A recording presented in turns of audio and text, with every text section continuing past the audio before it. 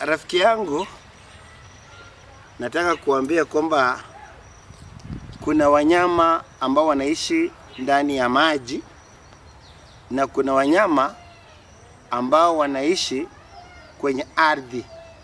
Ila kuna wengine ambao wanapatikana kwa ardhi lakini wanapenda sana kukaa mitini.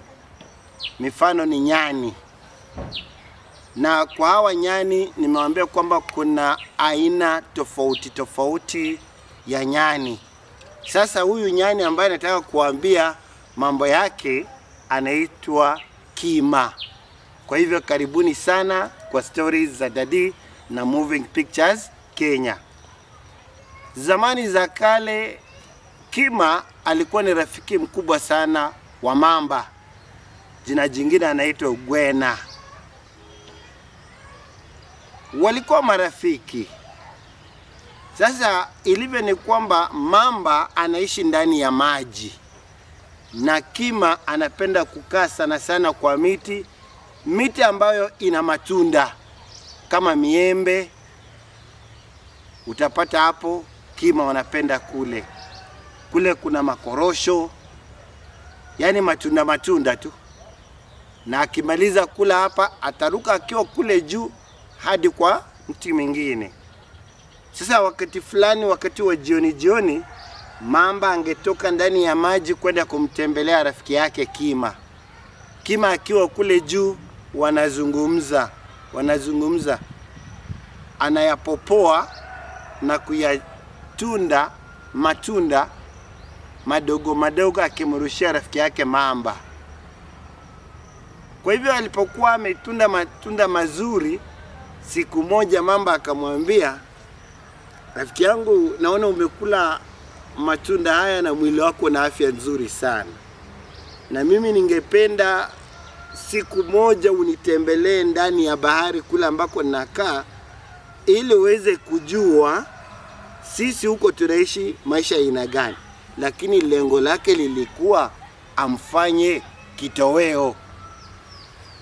Basi kima akasema ni sawa.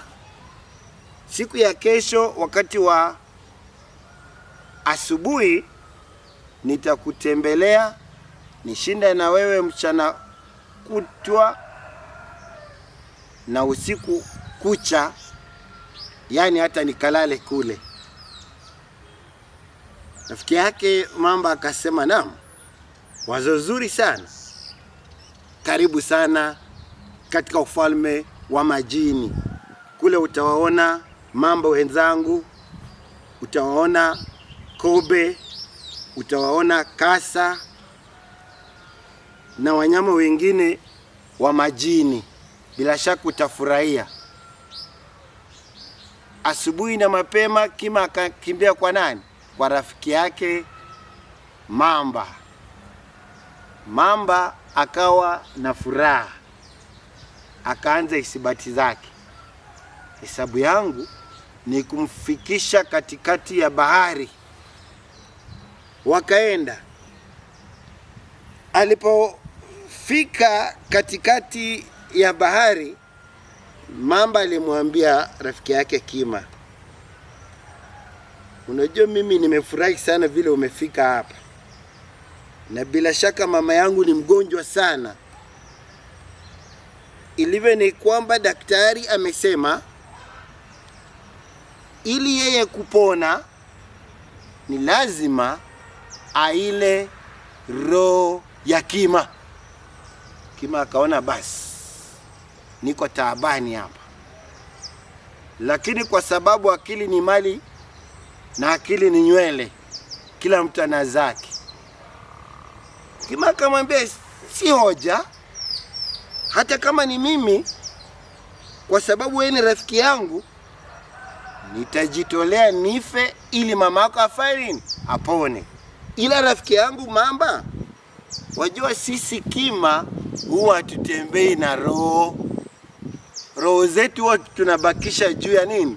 Ya mti. Kwa hivyo turudi, nikachukue roho yangu, nikupatie, mpelekee mamako ale.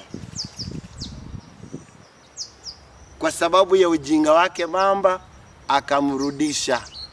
Kima alipopanda kule juu ya mti akamwambia, ngo, kidogo una akili, mimi na roho yangu, lakini kuanzia leo na milele mimi sio rafiki yako tena, na nikikuona nitaruka kutoka mti moja naelekea kwingine. Mamba alibaki hapo akipanua kinywa chake tu, kwa sababu alikuwa na tamaa ya kutaka kumla rafiki yake, manake alikuwa amenona sana. Rafiki yangu, urafiki baina ya kima na mamba unatufunza kwamba kuna marafiki ambao sio marafiki. Rafiki unapokuwa na yeye, wewe wadhani kwamba mwafanya mambo pamoja, lakini huku anakuwazia mabaya, anaona vile ataweza kukumaliza. Naye huyu ni mamba.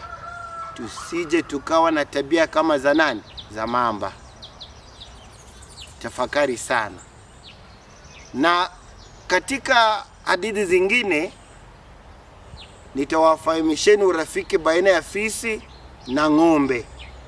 Ila ikiwa makala haya yamekufurahisha, like, subscribe, share.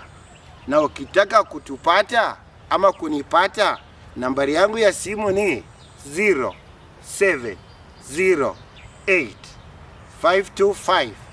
0708525726. Vile vile sio makala haya peke yake, tuweza tukakuandalia video. Kama una sherehe nyumbani kwako, unaweza ukatuita tukasimamia sherehe, tukawa master of ceremonies na kadhalika. Tembelea Moving Pictures Kenya. Asante.